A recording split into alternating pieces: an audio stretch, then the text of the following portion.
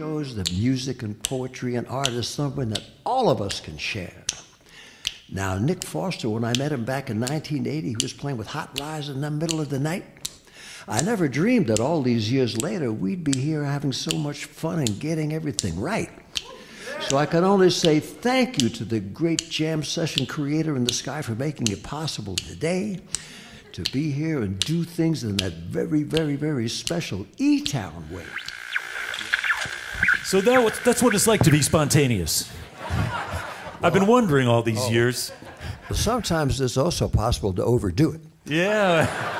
And that's why the greatest 20th century, past 20th century's invention in the age of technocracy is the eraser and the wastebasket. But you know, you can do things spontaneously, and then if you get something good out of that, you can use a little of that when you're sitting down in that chair trying to write a symphony or a book or a novel or a letter, and take the little tidbit that might be of use, and if nothing's of use, at least take the good experience to give you energy, not to have the self-indulgence time to have writer's block. Right. So that's part of what you also sort of shown us, which is, and I remember this from the first time we met, as you mentioned, in 1980 at Winfield, Kansas, playing music, and you know, I think most of us think of ourselves as having context, right? We have the context of our house or our job or our life or our family or our preferences or our clothing or whatever it is.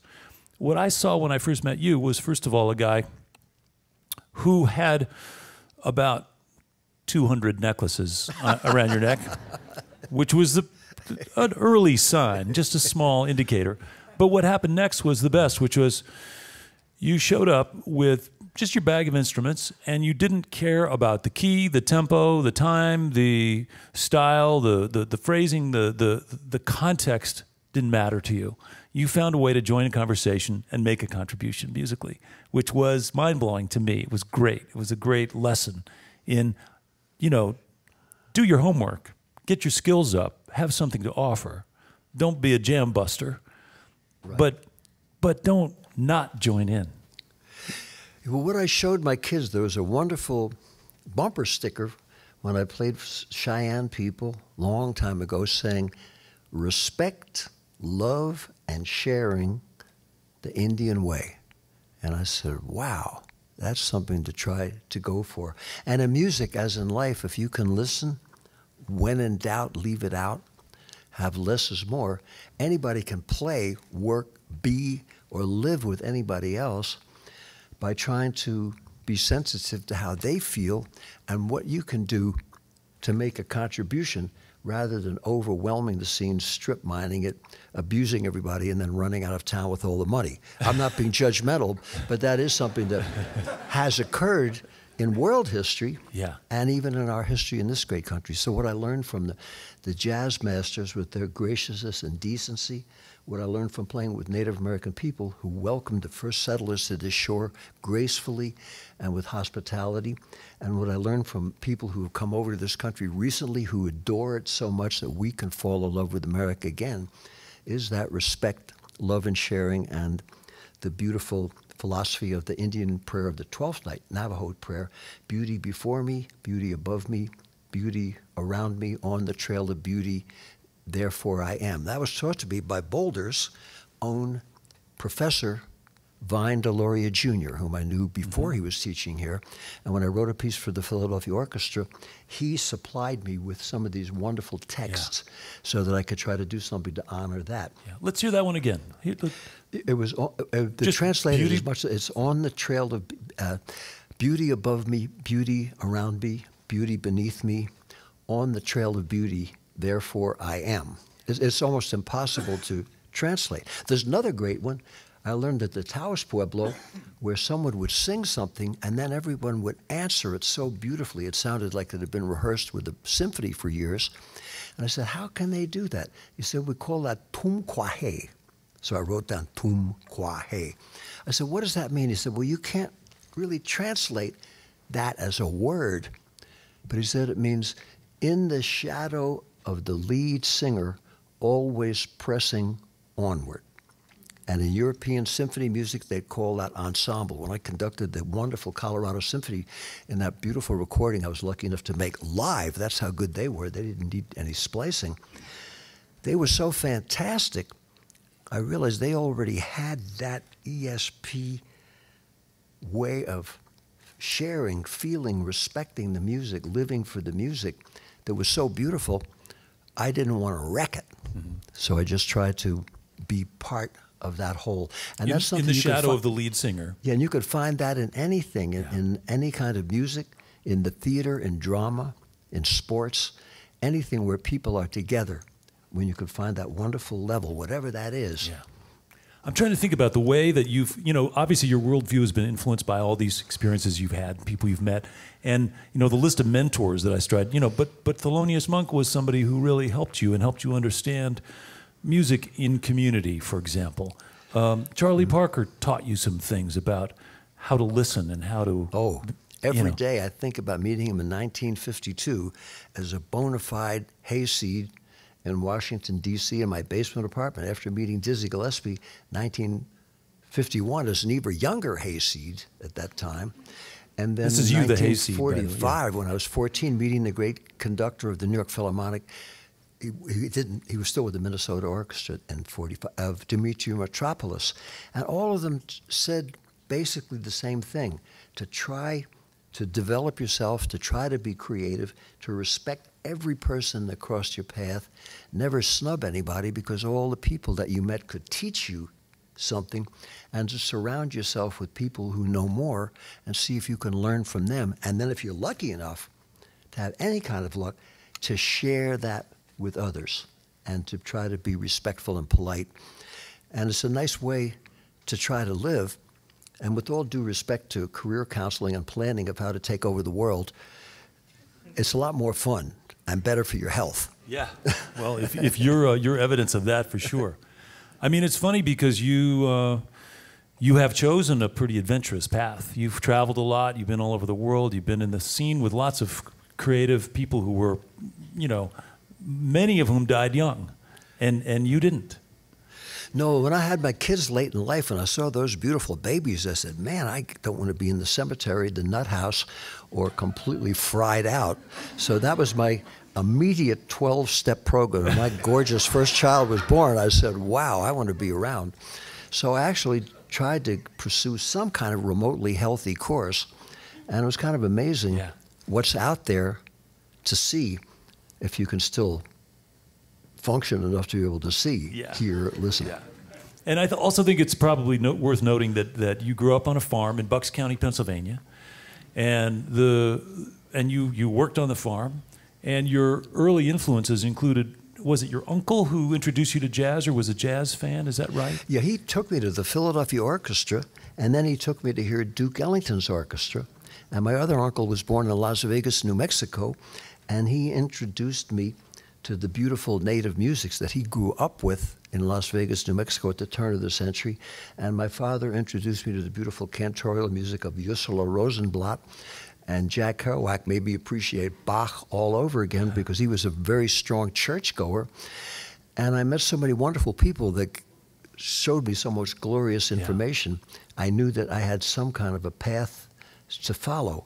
And I never thought about having a career, since I'm basically a composer, which is any kind of career counselor's death wish. I thought, well, I hope someday my music has a career, and like every other person devoted to music, I'm just carrying the bucket to bring some of that music to the next place. Yeah. I should also mention that you and I share a pretty progressive boarding school in southern Vermont. You went there a few years before me. But we did have the same music teacher. Yeah, he stressed Bach. Norwood Hinkle. Whatever you did, you had to get down with Bach. So in trying to learn croak out my tenor or inner voice or bass line of what Bach did, I learned about the glorious relationship of all notes that were correct. So when I was the first composer in residence for the New York Philharmonic in 1966, and I was interviewed, and I said my influences as a composer were Guillaume de Machaut and Van Swielink and Bird and all these fabulous composers who came before Bach. And then, of course, the granddaddy of them all, Bach himself.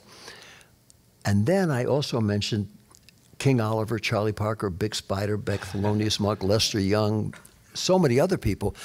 The manager of the Philharmonic said, well, David, how can you equate barroom entertainers with the treasures of European music? And I said, well, I think what they have in common is not the venue where it occurs, because the Brandenburg concertos were written for the Margrave of Brandenburg's dinner party. Germans called that Tafelmusik. It was a club date, but they didn't have a DJ. So Bach and his band came, and he wrote those masterpieces. I've looked on Google and couldn't find what the menu was that night, but we sure know what the club date music was like that night. So I said to him, you know, I think what they have in common is purity of intent and an exquisite choice of notes. And he looked at me saying, man, Leonard Bernstein sure chose some turkey. I hope we get rid of this cat. And now, 50 years later, or how many years later, thanks to Wynton Marsalis, there's a Lincoln Center beautiful Philharmonic, the Metropolitan Opera, the Chamber Music Society, and the Lincoln Center Center for Jazz. They're all there. They're all considered to be music worth pursuing and appreciating. And that's a wonderful thing that Wynton did. I wanted to mention that because I guess when anybody gets that successful, pathological jealousy looms his head, and people forget how terrific he is. And he did something that Gunther Schuller and I tried to do all our lives and never could quite, certainly couldn't get the Lincoln Center to do it. He did, and he deserves a big thank you. No, and for those who are resentful of that, I always suggest to them, well, then you better go home and practice. Yeah. Because if I was as good as him as a player, I'd be stuck up. Well, there are so many stories, and there's so many just remarkable connections you've made over the years. Too many to even sort of address here today. But one I want to talk about is Woody Guthrie. So you crossed paths with Woody Guthrie in New York. You had some experiences. That music inspired you. And then you were able to sort of, kind of what you're talking about, which is cross those genres a little bit and introduce classical music community to music they may not have otherwise understood or been exposed to, with your performance of symphonic variations on a theme by Woody Guthrie. Yeah, well, that was just a miracle because Nora, his daughter, wanted to expand the vocabulary of begrudgingly whom people considered Woody Guthrie to be, because he just would not be stomped out and be remembered as the crazy left-winger in the boxcar getting drunk and causing trouble. He was actually this extraordinary, brilliant person as a writer. His poetry, his books that are published, hundreds of letters that are unpublished, thousands of lyrics that are incredible, and having met him, his vast interest in all forms of art and music made me so appreciative of what he had done for so many people, not just in folk music, but in all music, as a yay-saying, celebratory voice of the beauties of this extraordinary country that we have. So when Nora asked me to write a piece, she mentioned, of course, that Woody and her mom, Marjorie, met when she was dancing in Copeland's Appalachian Spring, and the idea that Copeland had taken simple gifts and built a wonderful ballet around that might be a good role model. So I took more as a role model Brahms' variations on the theme by Haydn, and she wanted to have a classical piece, not an elevator music schlockola type composition. Could go either way, though. Well, it can, and it's all valid, but for different purposes. Yeah. Because she didn't want something for a beer commercial. She was more interested in having a piece that would celebrate the vastness of Woody's own inner world. And I thought, my gosh, I'll do either the Pastures of Plenty or the Deportees. Those are melodies as great as anything Tchaikovsky or anybody ever wrote. She said, no, we have to use This Land Is Your Land. I thought, wait a minute. I've done that with her son, Arlo, probably 100 times, with Pete Seeger, maybe 300 times, every year at Farm Aid with Willie, for the last 23 years, and at so many folk festivals, and it's so great just as that you don't need a symphony orchestra. Don't need to dress it and up. I couldn't figure out what to do for about a month. The wastebasket I could have saved a whole tree of all the stuff I threw away. And then suddenly she said, well, why don't you follow his amazing path from being in his hometown of Okima and then going to church in Okima and hearing that melody, and then seeing a Creek Indian stomp dance, and then going to Pampa, Texas, and then going out to work with the Mexican farm workers, and then going through the Dust Bowl, and then finally going to New York City, where he lived for so many years and walked while he was healthy through all those neighborhoods. So that part of the piece contains variations based on West Indian music, a klezmer wedding, a Greek, Turkish, Armenian bazaar, a Salvation Army band, a great jazz orchestra welcoming back everybody after World War II in a block party, and an Afro-Cuban band. And these are all idioms I had worked in, music that I felt at home with, and I was able to structure the piece trying to make sort of a biography of Woody through his travels musically. And every time you think you're somewhere else, the theme would sneak in. That's why studying Bach with the same teacher made me realize they call it the cantus firmus, for those of you who are scholars of that stuff. The line, the melody somehow would sneak in there as if Woody could never get it out of his head.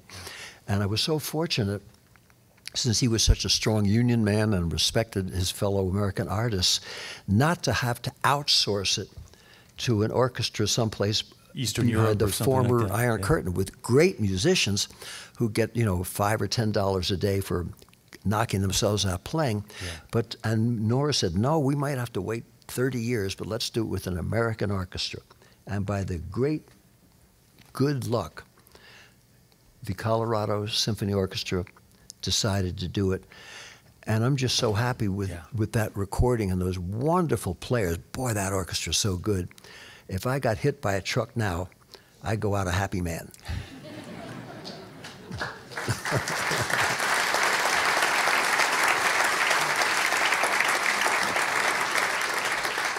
So I'll just mention that that's your latest project. That's a CD that is out and that is available, and it's just one more in a long, remarkable list of accomplishments. Film scores, a variety of different compositions, musical explorations in every genre and idiom and country and language, and I just have to say that it's a treat to see you now, because you're in this place where you have the ability to inspire other people and reach out to younger people and remind them that these possibilities exist. Well, that's my hope, that while I'm here, I can make some contribution to other people. It's much more fun than staring in the mirror, because with narcissism, selfishness, greed, and megalomania, there's only so many wrinkles that you can stand addressing. So rather than thinking about that, if you can put something into someone else's life, anything, even if they just see an older person having a good time, when their career counselor tells them that they're washed up and finished at the age of 25 because they're not a megastar, they can accept that brilliant advice. But if they see somebody enjoying themselves and grateful for their blessings, my hope is it'll maybe make them say, well, maybe I'll give it another 2 years. Yeah. That's my hope. Yeah.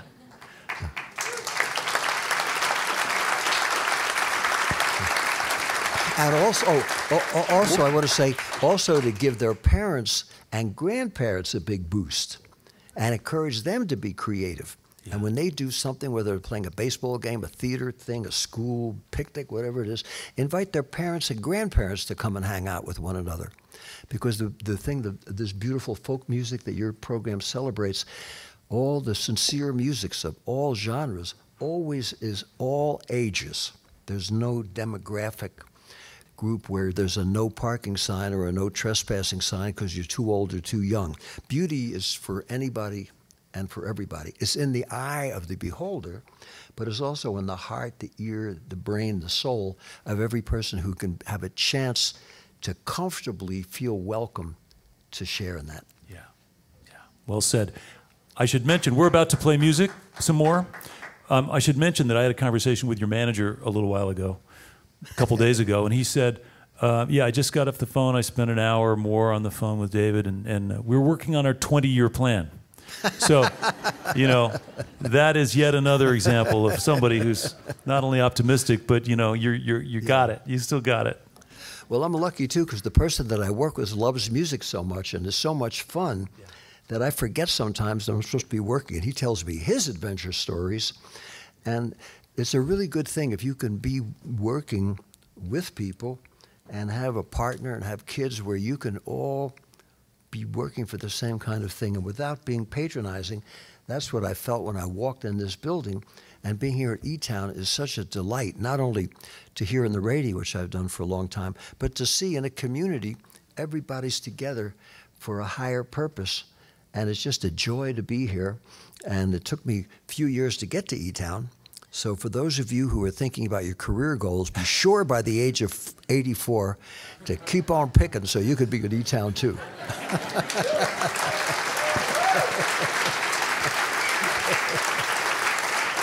Welcome back, David Amram.